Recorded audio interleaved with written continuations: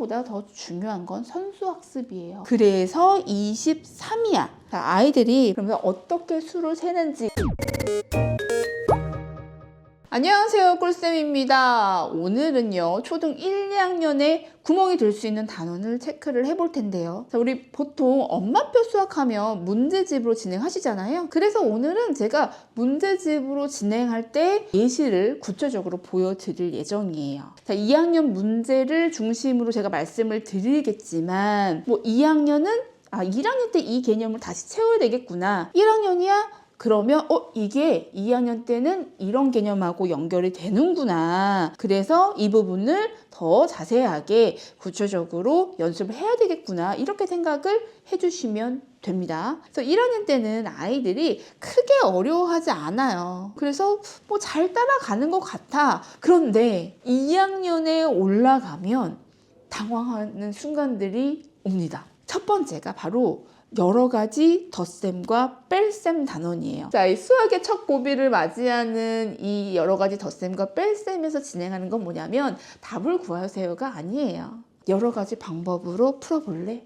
이렇게 나옵니다. 답만 나오면 그냥 넘어간다던가 이렇게 되는 경우가 허다하죠. 근데 이게 결국에는 또 뭐예요? 2학년에 구멍이 돼서 이제 3학년으로 넘어가게 되는 거예요. 계산 못하는 아이는 별로 없어요. 하지만 우리는 아이들하고요, 이 여러 가지 방법으로 풀어보세요. 이 단원을요, 제대로 짚고 넘어가 보도록 할게요. 자, 예를 들면은요, 2학년 1학기의 덧셈과 뺄셈 단원이죠. 여기서 예를 들면 덧셈을 하라고 할 때도 서로 다른 두 가지 방법으로 계산해 보세요. 여러 가지 방법으로 풀어보라고 나와 있어요. 답만 나온다고 다가 아니라는 얘기죠. 그러면 이런 것들을 어떻게 연습을 해야 되고 어떻게 이해를 해야 되느냐. 여러 가지 방법이 있어요. 여기 이제 문제집에서 나온 방법은 4가지예요. 덧셈만. 이걸 모두 알아야 되느냐? 모두 알았으면 좋겠어요. 그러니까 전략을 많이 가지고 있으면 있을수록 더 유리하다는 얘기거든요. 결국은 이 여러 가지 방법의 목표는요, 쉽게 해결하기 위해서라고 생각을 해볼까요? 우리 덧셈이 있어. 그런데 28 더하기 18을 하고 싶어. 쉽게 할 수 있는 방법이 없을까? 내가 덧셈 뺄셈 할 때 쉬워지려면 몇십으로 끝나면 좀 쉽게 연산을 할 수 있겠네. 그래서 이 28을 20과 8로, 18을 10과 8로 이렇게 분리를 해서 보자라는 거거든요. 몇십은 몇십끼리, 그 다음에 1의 자리 숫자는 1의 자리 숫자끼리만 더해서 30 더하기 16. 자, 이렇게 아이들이 개념을 이해를 하고 나서 연습을 해야겠죠. 수를 쪼개서 몇십은 몇십끼리, 몇은 몇끼리 이렇게 따로따로 연산하자라는 걸 다시 한번 상기시켜 주면서 가르기를 하는 거예요. 23을 20과 3으로, 49를 40과 9로 계속 지금 가르기 하는 연습을 하는 거죠. 자, 이거 잘 안 되는 친구들은요, 지금 1학년 1학기에 자리값 개념 잘 안 되고 있는 거예요. 그래서 묶어 세기를 연습을 해야 돼. 10이 1개여서 10인 거고, 2개면 20인 거고, 3개면 30인 거고, 자리값 개념이 제대로 되어 있지 않은 친구들은 이 쪼개는 것조차 어려워요. 그래서 1학년 1학기 수에서 자리값 개념을 명확하게 하고 올라오자라는 거죠. 그래서 10 묶음이 2개, 낱개가 3개야. 그래서 23이야. 라고 하는 이 개념, 수도 없이 연습을 해야 돼요. 언제까지? 수가 쪼개져서 보일 때까지. 자, 또 어떤 부분이 안 되어 있을 수 있냐면, 자, 1학년 2학기예요. 저는 이 부분이 되게 중요하다고 보는데, 지금 자 10개씩 묶음이 7개고 낱개가 4개야. 그러면 74 쓰고 읽기까지 돼야 돼요. 그런데 이렇게 해도 좀 힘든 경우들이 있어요. 아이들 보면 69 다음에 70으로 연결이 안 되고 59 다음에 60으로 안 되는 친구들 있어요. 그거는 당연히 59 다음에 60 아니야? 라고 얘기할 수 있겠지만 이해가 필요한 부분이에요. 10개씩 묶음이 한 묶음이 있고 낱개가 9개가 있어. 그러면 지금 19죠. 19보다 1만큼 더 큰 수가 됐어요. 그러면 우리 이 낱개가 10개가 모이면 이렇게 10개 묶음으로 바꾼다라는 개념이 되어야 돼요. 그래서 20 이렇게 돼야 되는 거죠. 이해 없이 외우기만 해서는 더 큰 수로의 확장이 어려워집니다. 자, 이런 구출물로 이해를 하고 그리고 지면상에서 이런 쓰기, 읽기의 연습을 해야 된다는 얘기예요. 자, 2학년 책으로 다시 가볼게요. 우리 아까 4가지 방법 있었잖아요. 28 더하기 18이 있는데 우선은 28은 그대로 두고요. 이 18만이라도 몇십이었으면 좋겠어. 이 18을 20으로 바꾸는 거죠. 그런데 원래는 20이 아니잖아. 그래서 빼기 2를 다시 해주는 과정을 재미있게 설명이 되어 있는 걸 볼 수가 있어요. 그래서 이거를 여기 보면 수직선을 통해서 설명을 하고 있어요. 저 수직선 너무 좋은 수단이거든요. 여기 수직선 보여주시고 20만큼 갔어. 왜? 우리가 계산하기 편하게 하려고. 20만큼 더 가면 48이잖아. 그런데 어떻게? 18만큼 더 해야 되는 거니까 뒤로 2칸 가자. 이렇게 해서 설명을 해주시는 거죠. 사실 이 네모칸 채우기보다 더 중요한 건 여기에 있는 수직선이에요. 그래서 아이들하고 진행하실 때는요, 직접 수직선을 그려서 진행을 하시는 거예요. 자, 49, 50 더 했으면 좋겠다. 여기서 50만큼을 먼저 더하자. 그래서 73만큼. 그런데 49만큼 더하는 거잖아, 원래. 그래서 뒤로 한 칸 가서 72. 이해 쉽게 하겠죠?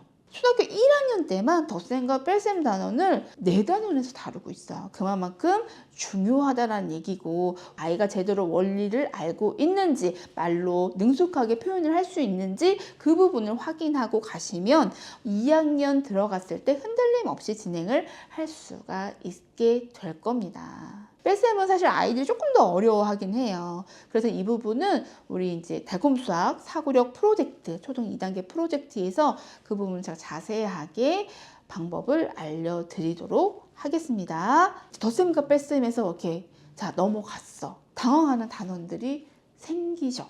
어떤 단원이냐면 시각과 시간이에요. 아이들이 굉장히 어려워하죠. 왜냐하면 1학년 때요. 단순히 몇 시, 30분 이렇게 정각과 30분 단위로만 읽는 방법만 익혔기 때문이라고 생각하시면 돼요. 그러면 우리는 어떻게 해야 되느냐? 잠깐 볼까요? 자, 1학년과 2학년 우리 시각과 시간의 우선 분량부터가 굉장히 많이 차이가 납니다. 자, 1학년 때는 그냥 읽는 걸 목표로 진행하시면 돼요. 자, 요 정도의 분량으로 진행이 됩니다. 읽는 거 중요하고 그 시간에 대한 바늘의 위치 이 부분을 주의 깊게 보셔야 되는 건데 자 2학년이 됐어요. 그러니까 시간의 계산이 나와요. 시간이 몇 시부터 시작해서 몇 시까지 끝났어. 얼마나 지났니? 아니면 시작한 시간은 언제였고 끝난 시간은 언제였어. 얼마 동안 한 거야? 이런 식으로 해서 오전과 오후라든지 이런 구분들 시간의 개념이 없으면 사실 이게 읽는 것만으로는 진행이 어려운 내용들로 구성되어 있습니다. 시각과 시간의 개념 당연히 이제 1분 단위까지 읽어야 되는 건 기본이고요. 그리고 시간을 읽을 때 여러 가지 표현으로 읽게끔 하고 있어요. 3시 5분 전이야. 4시 15분 전이야. 그리고 시계만 함정이 아니었어. 지금 2학년 때 뭘 하셔야 되냐면 달력에 대한 경험, 달력의 규칙을 이해를 할 수 있어야 돼요. 우리 이거 기억나시나요? 이거 1월, 2월, 3, 4, 5, 6, 7, 8 막 이렇게 해서 31일인 거, 30일인 거 이런 부분들도 구분을 할 수 있어야 되죠. 시간을 또 계산을 해야 되기 때문에 하루가 24시간이야. 그리고 1시간은 60분이라는 거. 낮 12시를 기준으로 오전과 오후 나뉘어진다라는 개념. 중요한 건 이해만 하고 끝나서는 안 되는 단원들이라는 거예요. 반복과 연습을 통해서 능숙해질 때까지 아이들하고 진행을 하셔야 되는 단원이 바로 시각과 시간의 단원입니다. 자, 초등 2학년 하면은 이제 가장 걱정되는 부분 하면 생각나는 게 바로 곱셈? 곱셈도 아니야. 구구단. 그쵸? 구구단 언제부터 외워야 될까요? 이런 부분들 고민들 하실 거예요. 왜 구구단을 그렇게 걱정을 할까? 나중에 아이들이 곱셈을 못해요. 구구단은 알고 있는데 곱셈이 뭔지 모르는 거지. 그래서 우리가 더 집중해야 될 부분은요, 구구단이 아니라 도대체 곱셈이 뭔지, 어떤 상황에서 곱셈을 쓰는지 이 부분을 우리는 신경을 써야 되는 거거든요. 1학년이고 지금 2학년 이제 초반이야. 그러면 어떻게 곱셈을 위한 사전 활동을 좀 해볼까요? 묶어세기, 띄어세기, 몇십 몇 묶음, 몇에 몇 배. 사실 이게 전부 다 곱셈의 기초 개념이에요. 수를 셀 때도 뭐 띄어세기라든지 묶어세기라든지 이렇게 연습을 해보자고요. 많은 친구들이 수세기 경험이 별로 없는 거 아세요? 어느 순간 아이들이 컸어. 숫자를 읽을 수 있어. 수세기를 안 하기 시작을 하죠. 숫자를 읽기 시작한 후부터는 수세기를 멈춰버려요. 그래서 제가 2학년 이제 곱셈 들어가기 전에 아이들하고 수업을 할 때 수세기 먼저 시켜요. 제가 막 과자 이만큼 줘요. 아니면 바둑알을 이만큼 줘요.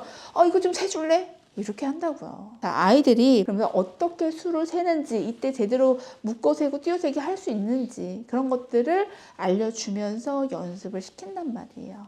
여러분들도 마찬가지로 가정에서 이런 수세기 연습을 해주시고 그리고 나서 곱셈이 뭔지 정확하게 이해할 수 있게 해주셔야 된다라는 얘기입니다. 구구단 배울 수 있어요. 우리도 다 했잖아요. 달력주의 다 써가면서. 근데 사실 제가 오늘 이제 캣출판사 그림으로 개념 잡는 초등 수학 이 문제집을 이제 보여드린 이유 중에 하나가 시중의 문제집 중에서 사실 진짜 개념서다라고 생각되는 문제집을 못 봤거든요. 제대로 된 좀 개념서다라고 생각이 들어요. 특히나 이제 저학년 친구들이라면 문자로 아무리 길게 쉽게 설명을 해준다고 하더라도 어렵거든요.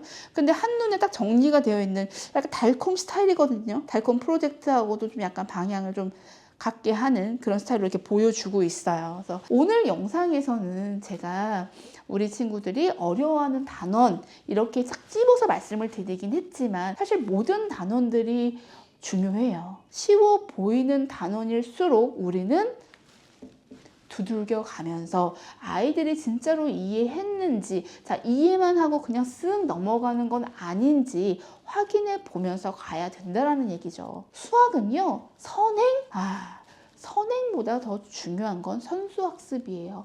그 부분에서 혹시 빠뜨리고 가는 개념은 없는지 그 부분을 먼저 확인하고 진도를 나가시길 바랄게요. 자, 오늘 영상도 도움 되셨죠? 저는 다음 영상에서요 더 좋은 내용으로 찾아뵙도록 하겠습니다. 감사합니다.